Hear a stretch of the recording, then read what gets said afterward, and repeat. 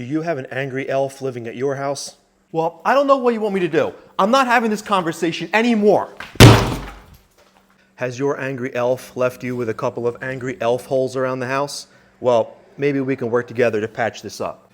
The first thing you want to do with any drywall patch like this is cut out all the damaged drywall. Taking a little care to make this cut square and uniform is going to go a long way to making your life a lot easier when you go to cut your patch. A real pro would cut the drywall back halfway onto the studs. Dude, go sit in the corner. You've done enough. So once you have your hole cut out, we got to get a couple pieces of scrap wood that we're going to use as nailers to put back in behind here. It doesn't have to be anything fancy. If you have a piece of leftover baseboard or a piece of leftover 1x4 or 1x6. The next thing you need is 1¼ inch drywall screws. You can buy a really small box of them at the home center. I have my own little stash here.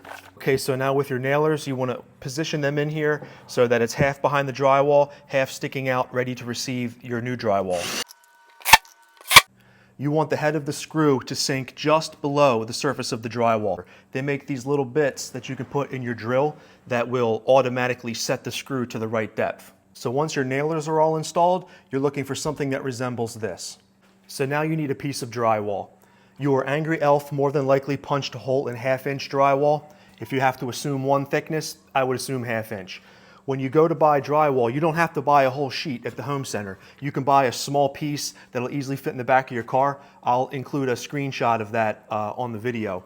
You can just buy that little piece. It's meant for patching. So take a measurement, transfer that over to your scrap of drywall, and go ahead and trace that out.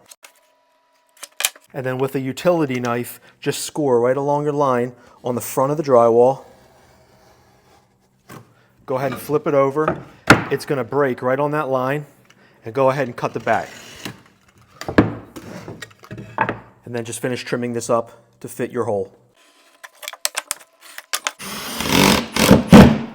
There's some screws in there. You don't have to go crazy with the screws.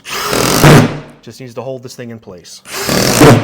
So your repair should be flush, and it should feel solid. It shouldn't feel like there's any soft, spongy drywall. If you feel like there's some more damaged stuff, you should cut that back a little further. But you want something that feels pretty darn firm. We got the patch in place. Tune in for the next video. I'll show you how you can tape this and coat this and get it ready for paint.